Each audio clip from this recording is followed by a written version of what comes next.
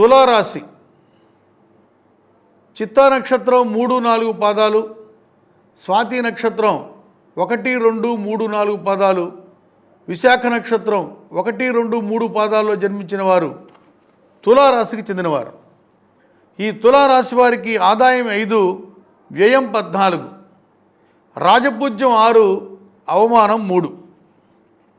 తులారాశి వారికి జూన్ 1వ తేదీ వరకు భాగ్యంలో గురువు అత్యంత భాగ్యాన్ని ఇస్తాడు. జూన్ 2 నుంచి దశమ స్థానంలో ఉచ్చస్థానంలోకి వస్తున్నాడు గురువు.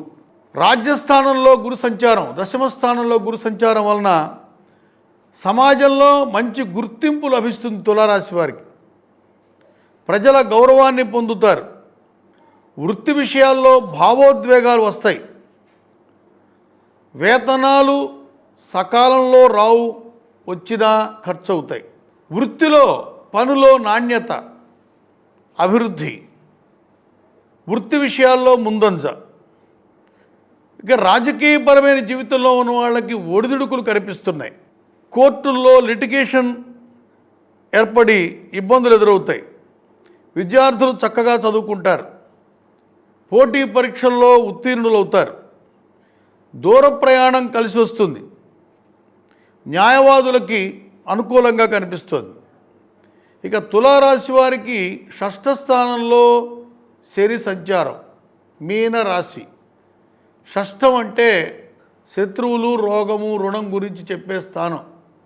కాబట్టి షష్ఠంలో శని సంచారం వలన శత్రువులను జయిస్తారు. ఎవ్వరూ తలెత్తి చూడరు. శత్రువులు చూసినా గెలుపు తులారాశి వారిదే. రోగం, గతంలో అనారోగ్యం ఏర్పడితే ఆ అనారోగ్యం నుండి బయటపడతారు. స్వస్థత చేకూరుతుంది. గతంలో చేసిన అప్పులు తీరుస్తారు.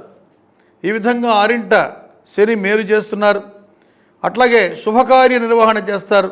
భూములు కొనుగోలు చేస్తారు. నూతన గృహాలు కట్టించడం, కొనటం చేస్తారు. వృత్తి వ్యాపారాలు, ఉద్యోగ విషయంలో క్రమశిక్షణగా ఉంటారు. ఆరోగ్యం మీద శ్రద్ధ చూపిస్తారు. అనుకున్న లక్ష్యం సాధిస్తారు. ఆధ్యాత్మిక, వ్యక్తిగత అభివృద్ధి బాగుంటుంది. వృత్తి విషయంలో మంచి అవకాశాలు ఉంటాయి. అధిక ధనలాభాలు, రుణాలు చెల్లింపుకు అనుకూలం. బ్యాంక్ అప్పులు తొలగిపోతాయి. వ్యాధుల నుంచి బయటపడతారు. అధిక లాభాలు వస్తాయి. నిర్మాణ రంగం వారు వృత్తిపరంగా సమస్యలను అధిగమిస్తారు. ఇనుము, స్టీలు, కలప, గ్రానైట్ రంగంలో ఉండేవాళ్ళు ఆశించిన ఫలితాలు పొందుతారు. మే, జూన్, జూలై నెలలో ప్రయాణాలు తగ్గించుకోండి. దూర ప్రయాణాలకు వెళ్ళబాకండి. మీరు శాంతంగా ఉండాలి. కోపం తెచ్చుకుంటే వ్యతిరేక ఫలితాలు వస్తాయి. తులారాశి వారికి రాహుకేతువులు అనుకూలమైన ఫలితాలు ఇస్తున్నారు.